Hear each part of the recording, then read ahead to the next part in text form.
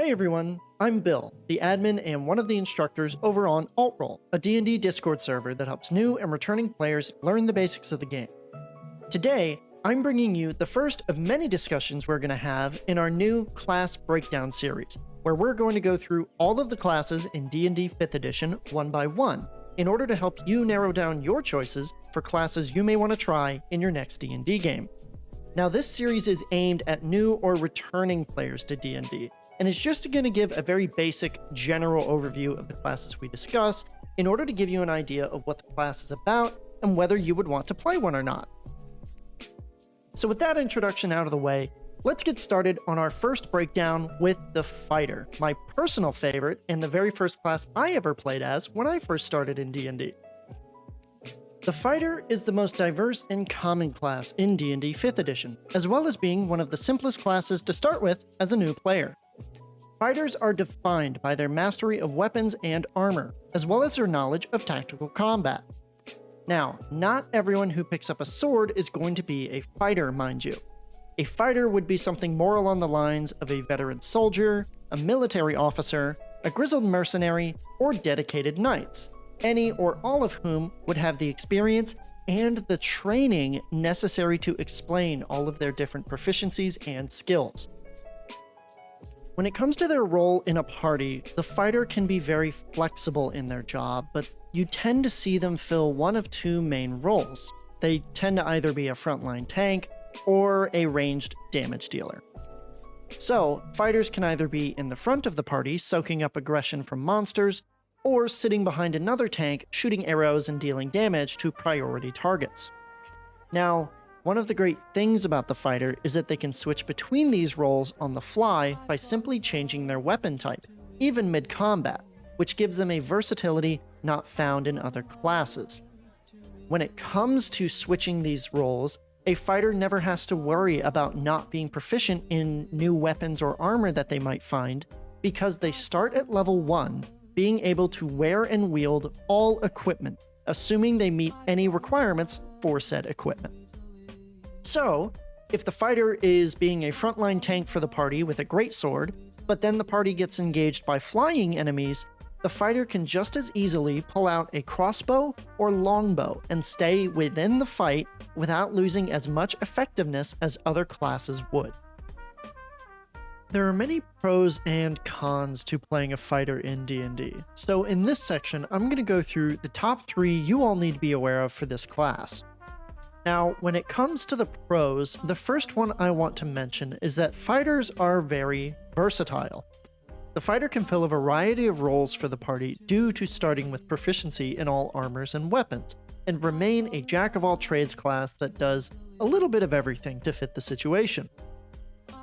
The second main pro of fighters is that they are consistent. Like most martial classes, the fighter puts out consistent damage every round due to their reliance on conventional weaponry, with this damage steadily increasing as they level up. Now finally, as the last main pro, the fighter is very durable. Alongside their meaty health pool with 1d10 hit die, the fighter also has a lot of ability options that keep them in the fight, whether that's regaining health mid-combat, re-rolling saving throws, or granting themselves temporary hit points in battle. While these are really good pros to have with the class, there are some drawbacks we need to go through as well. When it comes to cons, the first one I want to go through is that the fighter does not really have any party healing available. While the fighter has a lot of healing options available for themselves, they have little to no healing abilities for party members should they need it. The second main con of the fighter is that they're really just okay when it comes to controlling the battlefield. The fighter has access to abilities that lets them control individuals through certain subclass abilities, but they're never going to be able to control large groups or areas of the battlefield on the same scale that casters can. Now, the third main con that I want to go through with the fighters is just that they have a severe lack of replayability. While being simple makes the fighter very easy to pick up, especially for new players, you can't get to the same depths leveling them up as you can with other classes. Many of the fighter's subclasses in 5e are generally going to be considered underwhelming, and once you play through a few of them once, you may find yourself getting bored rather quickly. With the overview and role of the fighter established, let's dig into some of the cool abilities that they unlock in greater detail. Starting at first level, the fighter gains a fighting style and the second wind ability. Fighting styles add minor buffs based on what type of fighter they are, whether that be a duelist, a tank, a fighter with a two-handed weapon, an archer, etc. Second wind, however, is a unique fighter ability that allows them to regain 1d10 plus their level in hit points as a bonus action once per short or long rest. Level 2 unlocks arguably the most famous fighter ability, Action Surge, which lets the fighter take one additional action on a turn per short or long rest. When the fighter gets to level 17, they gain the ability to do this twice per short or long rest. At level 3, the fighter chooses a martial archetype, aka a subclass, which we're going to discuss in its own section directly after this one. Level 4 unlocks the first of many ability score improvements, which lets the fighter add +2 to one ability score, or +1 to two ability scores, up to the soft cap of 20. Fighters, like rogues, gain 7 ability score increases, which is 2 more than most other classes will get. Of course, when taking an ability score increase, if your DM is using the optional feats rule, you can forego an ability score improvement to take a feat instead. Beginning at level 5, the fighter gains the extra attack ability, which allows them to attack twice instead of once every time they take the attack action. At level 11, they will gain 3 attacks per action, and at level 20, they will gain 4 attacks per action. At level 9, the fighter will be able to re-roll a failed saving throw once per short or long rest, but must use the new roll regardless of whether it's higher or lower. At level 13, the fighter gains 2 uses of this per short or long rest, and at level 17, they gain the ability to use this 3 times per short or long rest. And that's really it when it comes to the fighter's base abilities. With just these laid out, the fighter is definitely a class that focuses on taking more attacks and actions per turn, and has some cool unique bonus actions to regain their own health and keep them in the fight longer. Now let's get into the subclasses of the fighter, which are going to be the real flavor of your character. The fighter has 8 official subclass options available to them at level 3. Now, I'm going to go through them in alphabetical order, but if you want to skip ahead to a subclass you want to know more about, be sure to check the timestamps in the description below. The Arcane Archer is a ranged subclass that allows the fighter to imbue attacks fired from a short bow or a long bow with magical properties drawn from elven techniques. The main draw of this subclass is the Arcane Shot ability, which lets the fighter choose from the options available to have added effects and damage to their arrows, starting at 2 uses per short or long rest and increasing at certain levels. As they continue to level up, they will also gain magical damage for overcoming resistance, the ability to redirect a missed arrow to another target, and eventually will always start combat with 1 arcane shot if they have none left when initiative is rolled. Now, overall, Arcane Archer is considered underpowered when it comes to fighter subclasses, but it still offers a lot of fun and a little bit of variety if you want to go for a magic archer build without all the trappings of having actual spells and tracking spell slots. The Battlemaster is the tactician subclass of the fighter, utilizing special maneuvers to control the battlefield with melee or ranged weapon attacks.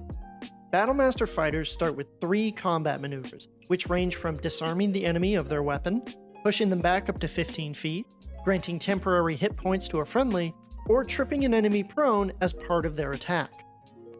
They activate these maneuvers through the use of superiority dice, which start with 4d8s and get more powerful at higher levels. At higher levels, the Battlemaster also gains more maneuvers, the ability to analyze an enemy and learn more information about them, and eventually will always start combat with 1 superiority dice if there are none left when initiative is rolled.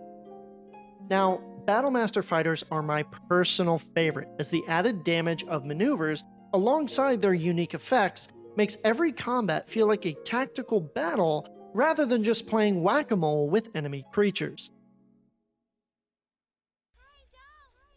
The premier subclass for fighting while mounted in D&D, the Cavalier is built around fighting as well on horseback as they do on foot. Rather than getting one specific ability for this subclass, the Cavalier gets a series of buffs and minor abilities that make them have a big presence on the battlefield. Some of these abilities include advantage on saving throws against being dismounted, marking enemies to attack them if they target your allies, adding a D8 to the armor class of an ally when attacked, and having any movement in their threatened area proc opportunity attacks. While mounted combat is not prevalent in some D&D games, most of these abilities can be used regardless of whether or not the Cavalier is mounted, which makes them a great traditional frontline tank option for holding down the enemy and making sure they're focused on you. Act as the most boring subclass available, the champion focuses on critting more on attack rolls through their raw physical perfection in combat. When taking this subclass, the champion can crit on a natural 19 or natural 20 on an attack roll, and at level 15 that increases to include natural 18s as well.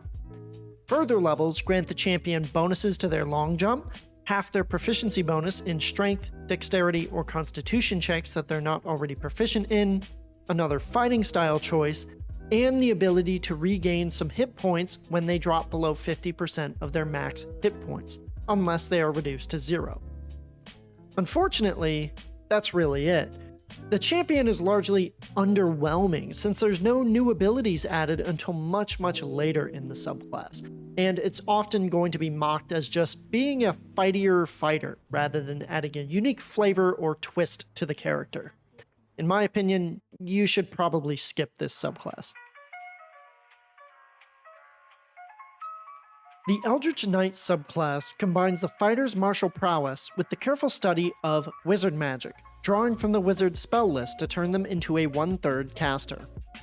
When taking this subclass, the Eldritch Knight is granted 2 wizard cantrips, 3 known wizard spells, and 2 first-level spell slots. The spellcasting ability for these is Intelligence. They also gain the ability to bond with up to 2 weapons, which cannot be disarmed and can be summoned instantly to the knight's hand as a bonus action. Higher levels in this subclass will continue to unlock more spell slots, cantrips, and spells known, but will also grant other abilities, like making bonus action attacks after cantrips and spells, imposing disadvantage on creatures' saving throws if they're hit with an attack, and the ability to teleport up to 30 feet when action surging. With all this in mind, the Eldritch Knight is still best described as a fighter that can cast a little bit of magic, rather than being a caster that can defend themselves in melee. Their main focus should be utilizing weapon attacks, but the added options of casting and debuffing enemies makes the Eldritch Knight a deadly force on the battle map. Psi Warriors are fighters who augment their martial prowess with psychic powers, which they use to control enemies and support allies. When taking this subclass, the Psi Warrior gains a number of psionic energy dice, equal to twice their proficiency bonus. These dice start at D6s and increase at higher levels. 1 psionic die can be regained as a bonus action per short or long rest. Now these dice can be used to activate one of 3 abilities at level 3, a protective field to reduce damage to an ally within 30 feet, a psionic strike that deals extra psychic damage to enemies that are hit with a regular attack within 30 feet, and the ability to telekinetically move objects or willing creatures up to 30 feet as an action.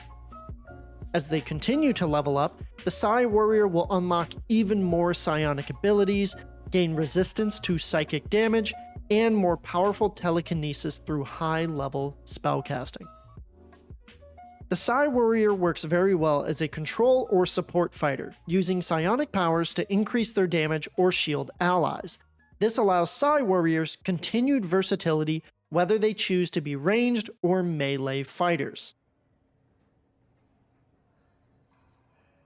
Rune Knights use a set of abilities passed down from giants to choose from 6 possible runes that are inscribed on their equipment to activate unique abilities. When taking this subclass, the Rune Knight is able to inscribe up to 2 items at the end of a long rest with 2 known rune abilities. Each rune adds a passive buff to skills as well as an active combat buff that can be used once per short or long rest. Other than imbuing runes into equipment, as a bonus action, Rune Knights can also buff themselves with the Might of Giants for up to a minute, choosing from a variety of effects like becoming large, having advantage on strength throws, or dealing extra damage on weapon attacks. Further leveling will grant the Rune Knight the ability to make enemies reroll attacks against allies, the ability to gain up to 3d4 inches in height, being able to invoke runes twice instead of once per rest, and eventually will unlock a Juggernaut ability that temporarily turns the Rune Knight into a huge creature for up to 1 minute. Now, the Rune Knight subclass is for tanks that want to be large and in charge of the battle, emphasis on large. While the size changes granted at later levels can lead to cool roleplay moments, you're not going to unlock more unique runes past level 7, which means late gameplay as a Rune Knight will be using the same old runes that are just slightly more powerful. As such, I'd recommend trying out the Rune Knight for shorter games, but maybe holding off on bringing them to a longer-term campaign. The Samurai Fighter, other than being a weeb's dream come true, is the true damage subclass for fighters, drawing on their unbreakable resolve to keep them in battle until they emerge victorious. When taking this subclass, the Samurai gains a proficiency or language, and also gains the Fighting Spirit ability, which lets them grant themselves advantage on all weapon attack rolls until the end of that turn. On top of that, doing so grants them 5 temporary hit points.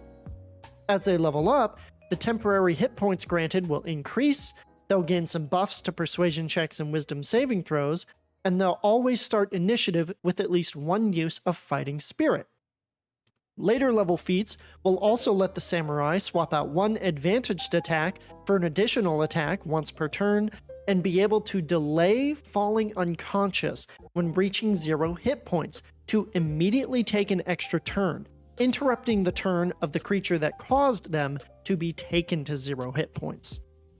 With all this in mind, the Samurai's power comes from doing a lot of weapon attacks with advantage, giving the Samurai as many chances as possible to hit the enemy a lot in a single turn.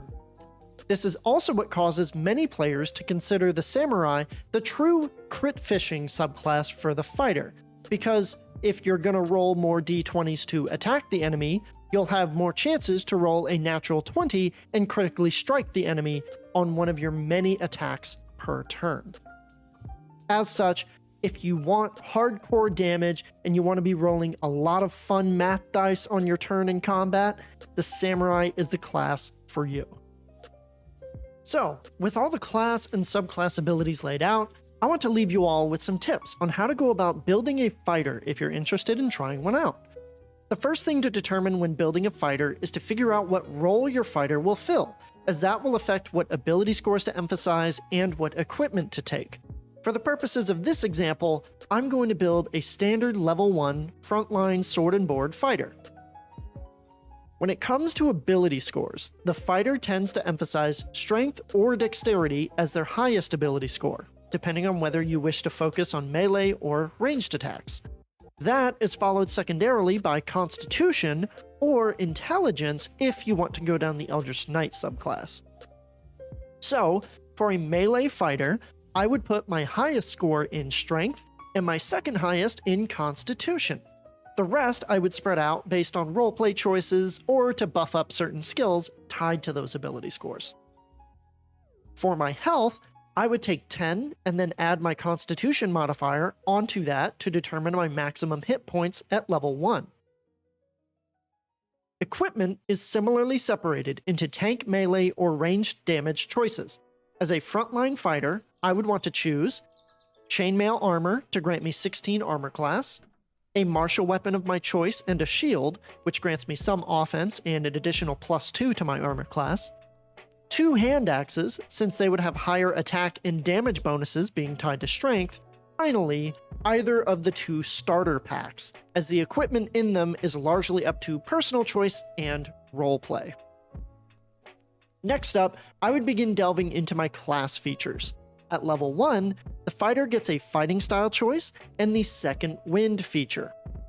Since I'm making a sword and board tank, I'll take the defense style to add an additional +1 to my armor class, totaling it out to 19 at level 1. I'll also make sure to take note of the second wind fighting style in my character sheet, but I don't really have to make any choices with that right now, so I'm just going to leave it be. And with that, we have a level 1 fighter ready to go. It's really that simple. And that is everything you need to know about the fighter class in D&D. While simple in terms of accessibility, the fighter can have a ton of really fun abilities to use in a variety of scenarios, and remains my favorite class to play as if I just want to wail on some monsters and look good doing it. Now, the Battlemaster is my personal favorite of the fighter subclasses. I've got at least 3 Battlemaster characters lying around ready to go the next time I want to play some D&D.